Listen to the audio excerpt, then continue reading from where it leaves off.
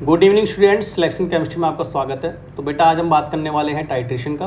Titration क्या होता है बेटा कि अगर हमारे पास जो है कोई मान लीजिए एक कंपाउंड है ए, है ना, और उसका हमको जो है एक अननोन कंसंट्रेशन का कंपाउंड है ना, अननोन कंसंट्रेशन है, ठीक है, अननोन कंसंट्रेशन है, और हमें इसका वॉल्यूम पता है कि हमने कितना वॉल्यूम लिया है इसका, वो हमें पता है, वॉल्यूम इज़ नोन, है ना, इसका वॉल्यूम हमारे पास नोन है, ठीक है। और हमने कोई बी है जिसको हमने क्या किया, ए में मिक्स किया, ठीक है, बी को हमने ए में मिक्स किया। बी एक ऐसा कंपाउंड है जिसका जो कंसंट्रेशन हमको पता है, ठीक है, this is of known concentration solution, है ना, this is of known concentration solution, known concentration solution है, ठीक है। और हमारे पास जो इसका जो वॉल्यूम है, वॉल्यूम इसका अननोन है, मान लीजिए, है ना, वॉल्यूम इसका अननोन है, ठीक है।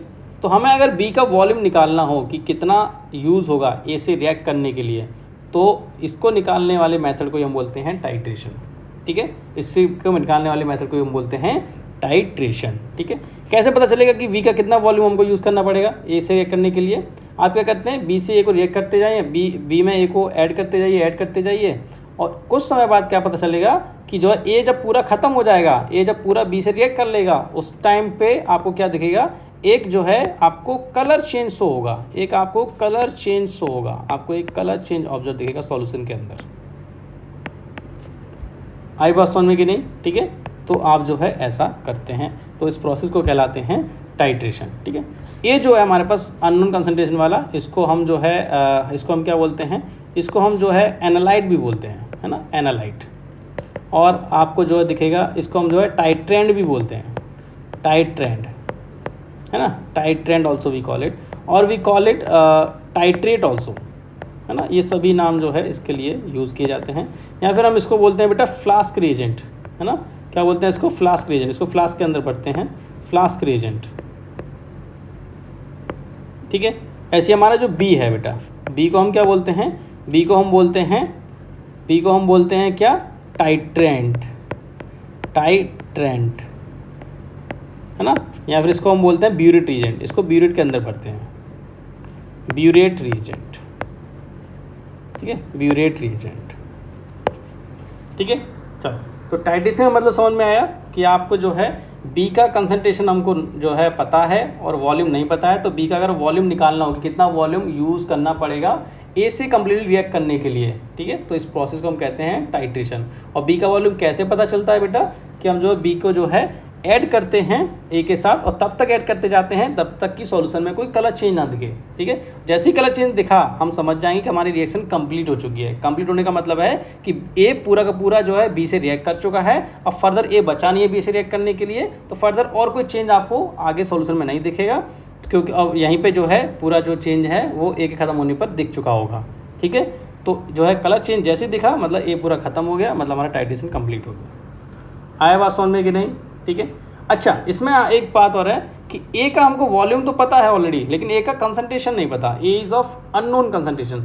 ए की कंसंट्रेशन अगर निकालनी हो तो कैसे निकालेंगे आप जो है, तो आज के लिए हम निकालते हैं क्या, अगर मान लीजिए कोई ए और बी आपस में रिएक्ट कर रहे हों और कुछ सी और डी बना रहे हो मान लीजिए, ठीक है, तो from law of chemical equivalence, है ना, from law of chemical equivalence हम इतना जानते हैं, ठीक है, केमिकल इक्विवेलेंस आप लोगों ने पढ़ा होगा कि इसमें क्या होता है बेटा हमारे पास कि जो हमारे ग्राम इक्विवेलेंट है ना, ग्राम इक्विवेलेंट ऑफ ए हमेशा बराबर होगा ग्राम इक्विवेलेंट ऑफ बी के, ठीक है। मतलब कि जब दो चीज़ें आपस में रिएक्ट करती हैं तो उनके ग्राम इक्विवेलेंट हमेशा एक दूसरे के बराबर होते हैं, ठीक है, हमेशा, दिस इज़ यूनिवर्सल ट्रू, ठीक है, दिस इज़ ऑलवेज ट्रू, है ना, ऑलवेज ट्रू, ठीक है, ओके। तो हमारे पास जो है ऐसा है, ओके, इसको याद रखेंगे, ठीक है। अब हमारे पास ग्राम इक्विवेलेंट ऑफ ए, है ना, ग्राम इक्विवेलेंट किसके बराबर होता है, n इंटू वी के बराबर, ठीक है, तो हम इसको n1 इंटू V1 बोल देते हैं, ठीक है। और ये हमारे पास जो है ये होता है n इंटू वी के बराबर, तो इसको हम बोलते हैं n इंटू V2, ठीक है, ऐसा, ठीक है। तो आप इसमें ध्यान से देखिए, हमारे पास क्या है, हमारे पास यहाँ पे क्या है कि हमारे पास जो है, मैंने अभी बताया कि ऊपर मैंने ये बताया कि हमारे पास ए का जो है अननोन कंसंट्रेशन है और वी का और ए का हमको वॉल्यूम पता है ना, हमको ये चीज़ पता है, ठीक है, ये चीज़ हमको नहीं पता, ये चीज़ हमको पता है, और V2 हमको भी पता चल गया कि कितना हमने वॉल्यूम ऐड किया है। जब हमारी रिएक्शन कंप्लीट होगी तो हमको V2 भी पता चल गया। तो क्या हम जो यहाँ से N1 नहीं निकाल पाएंगे, ठीक है, निकाल सकते हैं इजली, राइट, ठीक है। तो इस तरीके से आप जो है एक ही अननोन कंसंट्रेशन भी निकाल सकते हैं, ठीक है। आया समझ में कि नहीं? इसी प्रोसेस को हम कहते हैं बेटा टाइट्रेशन, कि आपने बी का वॉल्यूम भी निकाल लिया और एक ही अननोन कंसंट्रेशन भी निकाल ली, ठीक है। चलिए, तो टाइट्रेशन हमारे पास बेटा कितना तरीके का होता है? टाइट्रेशन हमारे पास कितना तरीके का होता है? ये हमारे पास जो है अभी हम एक एक करके थोड़ी देर बाद बात करेंगे, ठीक है, कितना तरीका होता है। ये होता है हमारे पास, एक तो होता है सिंपल टाइट्रेशन, ठीक है, सिंपल टाइट्रेशन। और आप इसमें जो है मैं कहूँगा इसको दो पार्ट्स में बांट लेते हैं। इसमें हम बोल देते हैं पहला acid based titration, acid based titration. और एसिड बेस्ड टाइट्रेशन में आप जो है दो पार्ट्स में आप डिवाइड कर दीजिए इसको, एक सिंपल टाइट्रेशन, सिंपल टाइट्रेशन, और दूसरा हम ले लेते हैं डबल इंडिकेटर टाइट्रेशन, ठीक है, जिसमें दो इंडिकेटर्स हम यूज़ करेंगे, डबल इंडिकेटर टाइट्रेशन, ठीक है। और हमारे पास क्या होता है, एक होता है हमारे पास परमैग्नोमेट्रिक टाइट्रेशन, जहाँ पे KMnO4 वाली आपने टाइट्रेशन देखी होंगी, परमैग्नोमेट्रिक टाइट्रेशन, परमैग्नोमेट्रिक टाइट्रेशन, ठीक है। और आपने देखी होंगी क्या बेटा, डाइक्रोमेट्रिक वाली, है ना, K2Cr2O7 वाली, तो डाइक्रोमेट्रिक टाइट्रेशन, डाइक्रोमेट्रिक टाइट्रेशन, ठीक है। और आपने क्या देखा होगा बेटा, और आपने देखा होगा हमारे पास क्या होता है, सेरीमेट्रिक टाइट्रेशन, सेरीमेट्रिक टाइट्रेशन, ठीक है। और आपने देखा होगा क्या, आयोडीमेट्रिक टाइट्रेशन, आयोडीमेट्रिक टाइट्रेशन, ठीक है। और आपने देखा होगा क्या, आयोडोमेट्रिक टाइट्रेशन, आयोडोमेट्रिक टाइट्रेशन, ठीक है। वैसे ये सभी जो टाइट्रेशन हैं, ठीक है, ये सभी जो टाइट्रेशन हैं, ये पांचों, है ना, these are a part of redox titration, redox titration बोलते हैं इनको, ठीक है, इन सभी को रेडॉक्स टाइट्रेशन बोलते हैं, ठीक है। एक और आपने जो देखा होगा टाइट्रेशन, एक आपने देखा होगा कौन सा बेटा, प्रेसिपिटेशन टाइट्रेशन, प्रेसिपिटेशन टाइट्रेशन, यहाँ पे PPT बनते हैं टाइट्रेशन के अंदर, तो प्रेसिपिटेशन, प्रेसिपिटेशन, ठीक है, हाँ, तो प्रेसिपिटेशन टाइट्रेशन,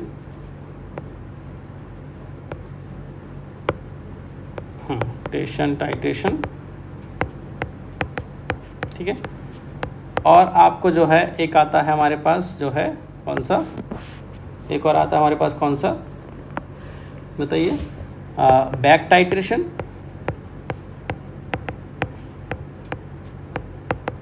ठीक है। और एक आता है आपका कॉम्प्लेक्सोमेट्रिक टाइट्रेशन, कॉम्प्लेक्सोमेट्रिक टाइट्रेशन, ठीक है। टोटल हमारा इतने तरीके का टाइट्रेशन होता है, ठीक है। चलिए, इन सब के बारे में एक एक करके हम बात करेंगे, ठीक है। और इससे पहले हम जो कुछ और बेसिक टर्म्स की बात कर लें, ठीक है, कुछ और बेसिक टर्म्स को जानते हैं आज।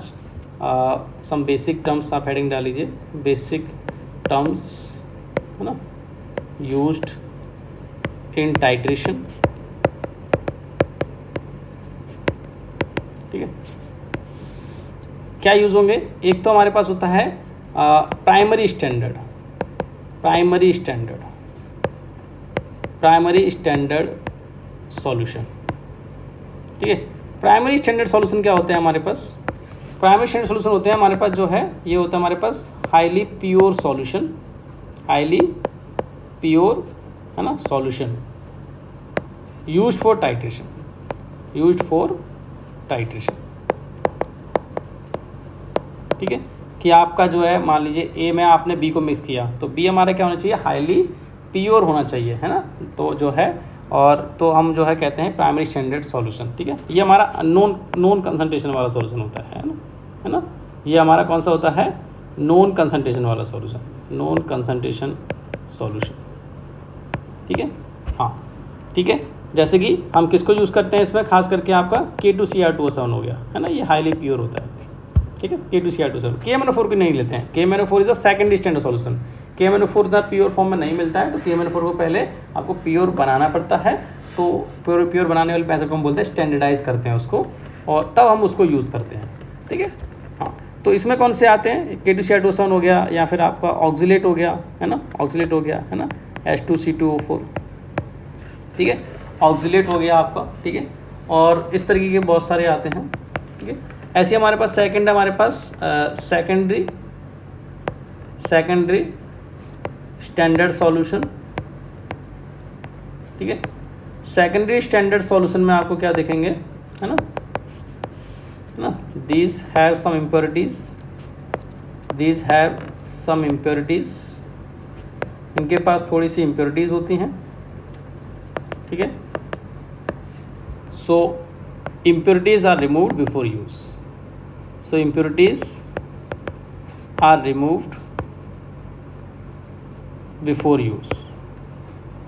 before use, है ना। इम्प्योरिटी कैसी इम्प्योरिटी, मतलब कि हो सकता है ये जो हमारे पास, इनके पास क्या होगा कि ये इनके पास मान लीजिए कोई ये वाटर को एब्जॉर्ब कर सकते हो, तो जितना हम वेट सोच रहे हैं वेट उससे ज़्यादा हमने ले लिया है, क्योंकि उसने वाटर को एब्जॉर्ब कर रखा है। ठीक है, और या फिर उसमें कोई और इम्प्योरिटी ईजिली मिक्स हो गई है। ठीक है, तो उसको वो ईजिली छोड़ नहीं रहा है। ठीक है, तो आपको जो है उसको अलग करना पड़ेगा, तब जाकर के यूज़ करोगे, तभी हमारे पास जो है टाइट्रेशन में उसकी जो रीडिंग्स आएंगी वो एकदम ठीक आएंगी। ठीक है, तभी हमको एक्चुअली पता चलेगा कि वो एक्चुअली कितना यूज़ हुआ है to react with some other compound. आ रही बात समझ में कि नहीं? हाँ, तो जो है वैसा होगा। तो हमारे सेकेंडरी स्टैंडर्ड में हमारे पास KMnO4 आता है। ठीक है, KMnO4 हमारा जो है सेकेंडरी स्टैंडर्ड में आता है। ठीक है, और भी बहुत सारे होते हैं, जैसे आपका हाइड्रोक्लोरिक एसिड होता है, सल्फ्यूरिक एसिड होता है, सोडियम हाइड्रोक्साइड होता है। ठीक है, NaOH, KOH, है ना, HCl, है ना, H2SO4, है ना, इस तरीके के। चलो, एक और वर्ड हमारे पास आएगा क्या, एक और वर्ड आएगा इंडिकेटर। ठीक है, इंडिकेटर्स में हमारे पास क्या क्या आएंगे, देखो हम क्या करते हैं बेटा, जब हमारे पास जो है बी में, है ना, बी को हम मिक्स करते हैं, सॉरी ए में, है ना, बी को जब ए में मिक्स करते हैं तो ऐसा होता है कि कुछ कलर चेंज होता है। कलर चेंज किसका होता है, सॉल्यूशन का, है ना। सॉल्यूशन का जो कलर चेंज होता है, कई बार तो सॉल्यूशन का कलर चेंज होता है, तब हमें वहाँ पर किसी इंडिकेटर की ज़रूरत होती नहीं है। लेकिन जब हमारे पास सॉल्यूशन कलर चेंज ना शो करे, है ना, बट बी को ए में मिक्स करने के बाद एक वो स्पेसिफिक पीएच रेंज में आ जाए, है ना, जैसे कि आप बेस में एसिड को मिक्स कर रहे हैं तो पीएच चेंज होगा लगातार, तो एक स्पेसिफिक पीएच रेंज में आ जाए, और उस स्पेसिफिक पीएच रेंज में अगर कोई इंडिकेटर ऑलरेडी वहाँ पे मौजूद रहे तो वो क्या करेगा, वो अपना कलर शो कर सकता है ना, कलर चेंज शो कर सकता है, क्योंकि एक खास पीएच में जो है इंडिकेटर की एक खास जो है कलर हो सकती है। ठीक है, तो हम लोग क्या करते हैं, इंडिकेटर्स में ऐड करते हैं कई बार। ठीक है, तो वो जो इंडिकेटर्स होते हैं हमारे पास, है ना, तो इंडिकेटर्स जो होते हैं हमारे पास वो खास करके हम यूज़ करते हैं बेटा, कौन सा, एक तो यूज़ करते हैं फिनोक्थिलीन इंडिकेटर। ठीक है, फिनोक्थिलीन इंडिकेटर,